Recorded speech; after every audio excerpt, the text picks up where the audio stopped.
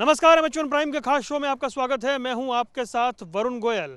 पश्चिम बंगाल के चुनावी रण में किसानों की एंट्री हो गई है। किसान वहां पहुंच गए हैं, महापंचायत कर रहे हैं, प्रेस कॉन्फ्रेंस कर रहे हैं, वाहन रैली निकालने की बात हो रही है। ऐसे में सवाल उठ रहे हैं कि किसानों का ये जो मूव है, ये जो फैसला है कि चुनावी राज्यों में जाना और इस तरीके से आगे बढ़ना, इसके मायने क्या हैं? क्या ये आंदोलन फिर गैर राजनीतिक कहा जाएगा? क्या ये नहीं माना जाएगा कि ये आंदोलन जो है वो विपक्ष के इशारे पर हो रहा है? बहुत सारे सवाल हो सकते हैं, क्योंकि सीधा चुनाव में जाना और ये कहना कि एक पार्टी को या बीजेपी को वोट मत दीजिए, इसके मायने क्या हैं, ये बहुत बड़ी बात है। और इस लिहाज से ये बड़ा महत्वपूर्ण हो गया है कि इसका असर क्या पड़ेगा और क्या आम जनता को ये समझा पाएंगे कि आखिर ये फैसला क्यों लिया गया। ब्रजेश भाटी किसान नेता हमारे साथ जुड़ गए हैं, रमेश ठाकुर हमारे साथ जुड़ गए हैं, वरिष्ठ पत्रकार हैं। आप दोनों का बहुत बहुत स्वागत है। भाटी साहब, सबसे पहले बताइए, आप चुनावी राज्य में जाकर ये कहेंगे बीजेपी को वोट मत दीजिए, रैली करेंगे, महापंचायत करेंगे, प्रेस कॉन्फ्रेंस करेंगे, फिर ये गैर राजनीतिक कैसे हुआ? वरुण जी, मैं आपके चैनल के माध्यम से बता दूं कि ये बंगाल है, ये भी भारत का अंग है और बंगाल में भी किसान रहते हैं और वहाँ के किसानों की भी समस्याएं हैं। इसलिए हमारा संयुक्त मोर्चा, जो हमारी 40 जत्थेबंदी है, उन्होंने फैसला लिया है कि हम बंगाल जाएंगे और बंगाल जाके उन लोगों की जो परेशानियां हैं उनके लिए भी और उन लोगों के जो आने वाली परेशानियां हैं उन सबको देखते हुए महापंचायत का वहाँ फैसला लिया गया है। तो वहाँ तो ये भी बात कह रहे थे राकेश टिकैत कि राज्य सरकार ने बहुत अच्छा काम नहीं किया है। आप ये जाकर तो नहीं कह रहे हैं कि जी ममता को वोट मत दीजिए, टीएमसी को वोट मत दीजिए। हम पहले ही कह चुके हैं, हम किसी भी पार्टी से हमारा कोई मतलब नहीं है।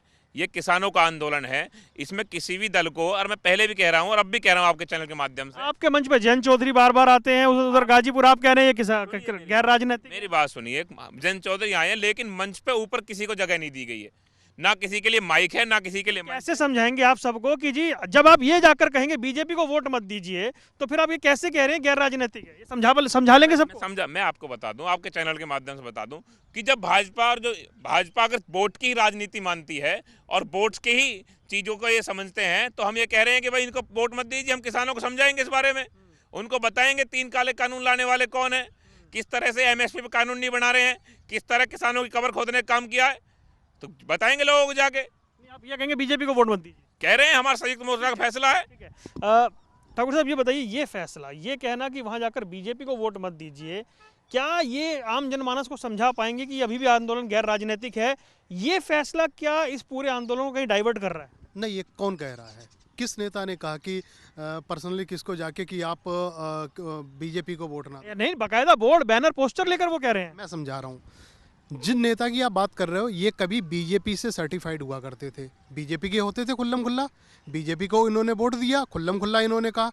लेकिन अब मुझे लग रहा वरुण जी, ये जो आंदोलन है, ये जो मूवमेंट है, ये इनकी जो मांग है इससे कहीं आगे निकल चुका है, सत्ता परिवर्तन के लिए आगे निकल चुका है। अब ये चुनाव बहुत अच्छा मौका है इनके पास में। अब वो होता है ना, जब बगल में हमारी किसी से लड़ाई हो जाती है तो दूसरे के घर पे जाके क्या करता है, उससे दोस्ती करने की कोशिश करना। मुझे लग रहा है यहाँ पे यही हो रहा है।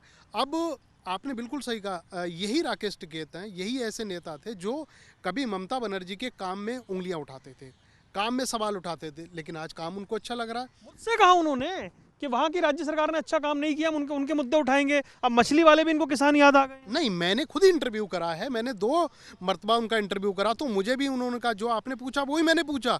हमारा ये आंदोलन राजनीतिक नहीं है, हम राजनीतिक से हमारा कोई लेना देना, ये बातें उन्होंने कही। लेकिन अभी हमारे मित्र जो मोर्चा से ही बिलोंग करते हैं, उन्होंने कहा कि कोई राजनीतिक कोई आदमी नहीं आ रहा। मुझे बताओ, एक जब आदमी आपके पास तक आ गया, मंच पे नहीं चढ़ा, तो फ़र्क क्या हुआ? कम से कम आपके पास तो आ रहा है। राजनीतिक है, ये पूरी तरीके से सिद्ध हो चुका है। और दूसरी बात ये भी है, अगर राजनीतिक होगा भी तो बुराई क्या है?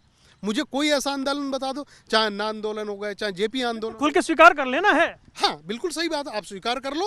ये मत कहिए ना कि नहीं है। कि जितने भी जो छोटे छोटे दल हैं या विपक्ष में जितनी पार्टी, हमारे साथ में आ जाओ, हम जो मांग कर रहे हैं उनके साथ में आ जाओ। मुझे लग रहा है कांग्रेस ने पहले दिन कह दिया है कि राकेश टिकैत के साथ में हम ये आंदोलन के साथ में, तो फिर क्या बचता है इसमें? आज हम चर्चा कर रहे हैं बंगाल में, जहां चुनाव हो रहा है, वहां पर पहुंचे किसान नेताओं के बारे में। पार्टी साहब, शुरुआत हुई थी 3 कृषि कानून वापस हो एमएसपी पे।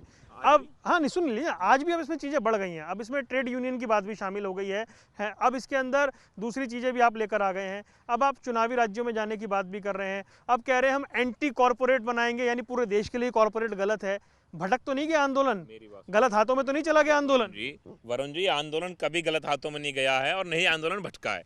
मैं आपको बता दूं, ये किसानों का आंदोलन है, ये अन्नदाता का आंदोलन है, ये भटक ही नहीं सकता। किसी राजनीतिक पार्टी का आंदोलन नहीं है। इसको चलाने वाले और मेरे बड़े भाई बता रहे थे ठाकुर साहब, मैं आपको बता दूं, इसके खाली नेता राकेश टिकैत नहीं है, इसमें पूरे देश के 40 जत्थेबंदी हैं, सभी इसके नेता हैं। कोई इसका एक फैसला नहीं ले सकता। इसका फैसला हमारा जो भी 40 जत्थेबंदी होंगे और जितने भी किसान संगठन इस संयुक्त मोर्चा में है, मेरा किसान एकता संघ संगठन भी किसान संयुक्त मोर्चा में है, पूरी तरह सबका फैसला होगा और यहाँ पर राजनीति के लिए जगह ही नहीं है। और रही राजनीतिक दल आ गए तो मान लीजिए आ गए, मिल रहा है समर्थन, कह दीजिए। सुनिए वरुण भाई, मैं बता दूं, पहले जो बात अभी भाई कह रहे थे कांग्रेस, इन कानूनों को लाने वाली कांग्रेस थी। भाई बिल्कुल सही कह रहे हैं। ये जो कानून है इसका जो उदय हुआ था, मुझे लग रहा है वो कांग्रेस के ज़माने से हुआ था। उस समय क्या हुआ, उस समय ये भाजपा विरोध कर रहे थे कि इस कानून को नहीं लाना चाहिए। लेकिन हुआ क्या, धीरे धीरे जो चीज़ें बदलती हैं, जब सत्ता परिवर्तन होता है दूसरी चीज़ें आती हैं।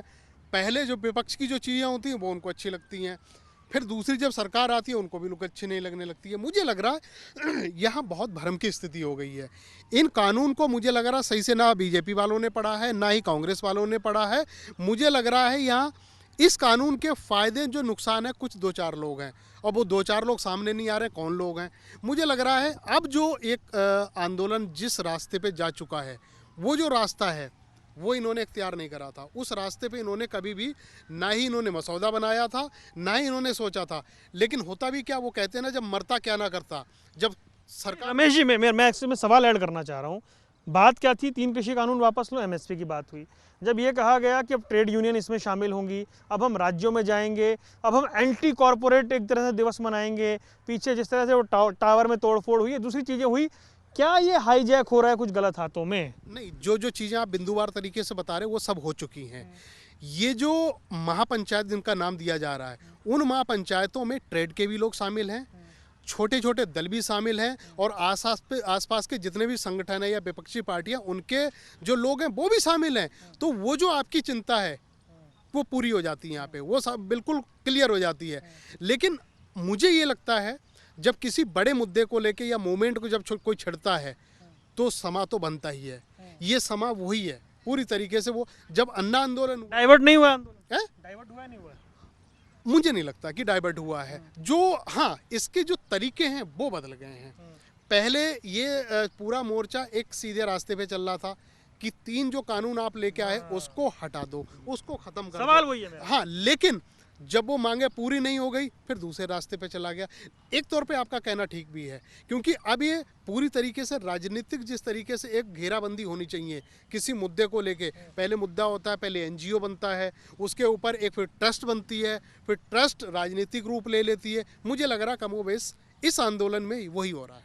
राजनीतिक महत्वाकांक्षाएं जागृत हो रही हैं क्या? राजनीतिक महत्वाकांक्षाओं की जो बात है, मैं आपको बता दूं, ऐसी कोई, हम आंदोलन जो कर रहे हैं हम किसानों के लिए कर रहे हैं, हमें कोई राजनीतिक पार्टी से मतलब नहीं है। अगर हमें राजनीतिक महत्वाकांक्षाएं होती, आप जाकर कहेंगे कि एक पार्टी को वोट मत दीजिए तो फिर राजनीतिक ही तो हुआ ना। आज मुझे बताइए क्यों ना कहें, जब वो पार्टी किसानों का हनन कर रही है, आदमी मरता। राकेश टिकैत कह रहे थे कि ममता बनर्जी ने किसानों का भला नहीं किया, आप जाकर कह रहे हैं कि ममता बनर्जी को वोट मत दीजिए। वहाँ कहाँ कह रहे हैं, किस सभा में कहा है कि ममता बनर्जी ने अच्छा किया है, ममता बनर्जी के लिए वोट दीजिए? हमने कभी नहीं, आप समझ ही नहीं रहे बात को। खुद राकेश टिकैत ने मुझसे कहा कि ममता बनर्जी ने भी अच्छा काम नहीं किया किसानों के लिए। बात कह रहा हूँ, मैं भी इस बात को कह रहा हूँ कि उसने भी कोई भला नहीं किया है। और मैं जो भाई कह रहे थे, उन्होंने भला नहीं किया तो आप जाकर कहेंगे कि उनको भी वोट मत दीजिए। हम ये जनता से ये कहेंगे, जो आपका अच्छा लगता हो, जो किसानों का भला करे, उसे दीजिए वोट। और मैं आपको बता दूं कि किसानों की याद जब भी आती है, जो आदमी पार्टी विपक्ष में रहती है उसी को ही जब किसानों की याद आती है। जब हम पहले किसी आंदोलन करते थे तो यही भाजपा के जो मंत्री और सांसद बने बैठे हैं हमारे साथ आंदोलन प्रोटेस्ट करते थे।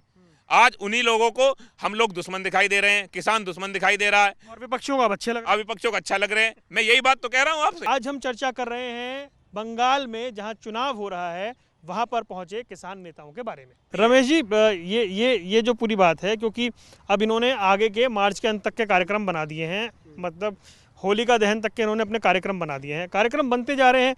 लेकिन जो किसान वहाँ बैठे हुए हैं, जो किसान नेता इधर से उधर पूरे देश में घूम रहे हैं, वो किसान क्या सोच रहा है? जिस तरह की बातें हो रही थी, क्या अब उसी ट्रैक पर चल रही है ये गाड़ी? मुझे लगा ट्रैक वही है, किसानों को सिर्फ भ्रम पैदा किया जा रहा है। किसानों को वही है जो 200 साल पहले जब हमारे यहाँ जब अंग्रेज़ों ने एंट्री करी थी, जब हम आप बहुत अच्छी तरीके से मिलते थे, दोस्ती यारी करते थे, तो उन्होंने बीच में तोड़ने के लिए, अलग करने के लिए डिवाइडेड रूल का उन्होंने इस्तेमाल करा। वो मुझे लग रहा है यहाँ पे हो रहा है। अब क्या है भाई, जो किसान है वो सर्वदा तो बैठ नहीं सकता है यहाँ पे, उसको खेतीबाड़ी भी करनी है। अब कुछ दिन के बाद में गेहूं की फसल कटेगी, गन्ना मक्के की फसल कटेगी, उसके भी लिए जाएंगे। लेकिन हाँ, इन्होंने एक तरीका बनाया है, जो किसान आंदोलन को डे 1 से हम लोग कवर कर रहे हैं, हम देख रहे हैं। तो किसान आंदोलन जो मोर्चा जो बना हुआ है, उन्होंने एक तरीका अपनाया है शिफ्टों में, कि आज उस फला राज्य से इतने लोग आ जाएं, जो आ गए वो चले जाएं, दूसरे आ जाएं। इस तरीके से मुझे लग रहा है जनसंख्या कुछ कम भी हुई है और वहाँ पे धरना स्थल पे कुछ लोग कम भी हैं। लेकिन लगातार अगर महापंचायत होती हैं तो, क्योंकि मैं जब गाजीपुर बॉर्डर गया, मैंने खुद पूछा, वो कहते हैं जी क्योंकि राकेश टिकैत यहाँ नहीं है, वो लगातार महापंचायत करते हैं। तो ये जो बॉर्डर है ये अपना आकर्षण खोता जा रहा है, क्योंकि नेता नहीं है वहाँ पर, लोग बहुत कम दिखाई दे रहे हैं। कुछ फर्क पड़ा है क्या? नहीं, ये जो चीज़ आप कह रहे हो, मुझे लग रहा है पूरा शेड्यूल बना हुआ है। राकेश टिकैत आज कहाँ पे रैली करने वाले हैं, कल किस महापंचायत को एड्रेस करेंगे, परसों किस करेंगे, ये पूरा का पूरा खाका आपको गाजीपुर बॉर्डर पे आपको लोग कह रहे हैं यूपी में नहीं करते वो। यूपी की हो रही सारी, सबसे ज़्यादा यूपी हुए। मेरे ख्याल से पिछले फ्राइडे को ये रुद्रपुर में थे, किच्छा बैडी में। सोनिया माफ कीजिए, प्रियंका गांधी जब महापंचायतें करती हैं, जाती हैं, तो क्या माना जाए, कैलकुलेटिव एफर्ट है ये? नहीं, जो प्रियंका गांधी जो पहुंच रही हैं, उनकी सभा में जो भीड़ जुट रही है वो राकेश टिकैत की है। वो टिकैत की है ना, वो राकेश टिकैत की है, वो मोर्चे की है, वो किसान लोग हैं मुझे लग रहा। और एक आपका भी बीच में मेरे से सवाल करा कि ये जो आंदोलन हाईजैक तो नहीं हो चुका है, मुझे लग रहा कांग्रेस इसके फिराक में है, क्योंकि किसानों के बदौलत, किसानों के बूते इस समय पंचायत के चुनाव होने वाले हैं, उसके बाद अगले साल फरवरी में चुनाव होने हैं आपके विधानसभा उत्तर प्रदेश के। मुझे लग रहा है फ़ायदा उठाने की कोशिश करेंगे। लेकिन सबसे बड़ी बात है इसमें किसान आंदोलन को फ़ायदा क्या हो रहा है, किसान जो बड़े नेता उनको फ़ायदा क्या हो रहा है, इस पे मुझे एनालिसिस करने की ज़रूरत है। अब इनकी बात सरकार तो सुनने से रही, सरकार इनको बात नहीं करेगी, बिल्कुल नहीं करेगी, क्योंकि जिस तरीके से ये कहा गया कि एक फ़ोन की दूरी है। राकेश टिकैत ने, आपने भी बात करी, मीडिया में भी कहा कि हमें वो फ़ोन बता दो जिस पे फ़ोन हम घुमा दें, कितनी दूरी है।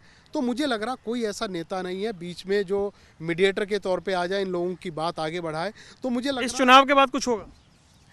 देखो 2 मई के बाद जब रिजल्ट आ जाएगा, ये बहुत अच्छा सवाल है, ये भविष्य के गर्त वाला आपने सवाल पूछा। मुझे लग रहा 2 मई वो मुकर्रर डेट है। अगर 2 मई को अगर रिजल्ट भाजपा के मुताबिक नहीं आता है, भाजपा अपने आप जाएगी इन लोगों से बात। क्या दूसरे की थाली में परोस कर तो नहीं दे देंगे आप आंदोलन? जैसा राकेश जैसे कह रहे हैं ठाकुर साहब कि ऐसा लग रहा है कि कुछ दल फिराक में हैं। जैसे ठाकुर साहब कह रहे हैं कि दल फिराक में हैं, केजरीवाल ने भी रैली की है, प्रियंका गांधी ने भी की है, और जयंत चौधरी भी कर रहे हैं, और सभी लोग कर रहे हैं। और एक बात, कितनी अच्छी बात है, जो भाजपा की सरकार है, जो भाजपा के मंत्री हैं और सांसद हैं, वे लोग भी रैली कर रहे हैं गांवों में, लेकिन लोग उनको एक्सेप्ट नहीं कर रहे हैं, लोग उनको बुला नहीं रहे हैं, लोग उनको बिठा नहीं रहे हैं। बाकी विपक्ष को एक्सेप्ट कर रहे हैं? विपक्ष को भी नहीं कर रहे। जो आप भैया बता रहे थे कि भाई जो रैलियां जो कर रहे हैं उसमें जो भीड़ है ना, वो किसानों की भीड़ है, वो किसी राजनीतिक उनकी भीड़ नहीं है।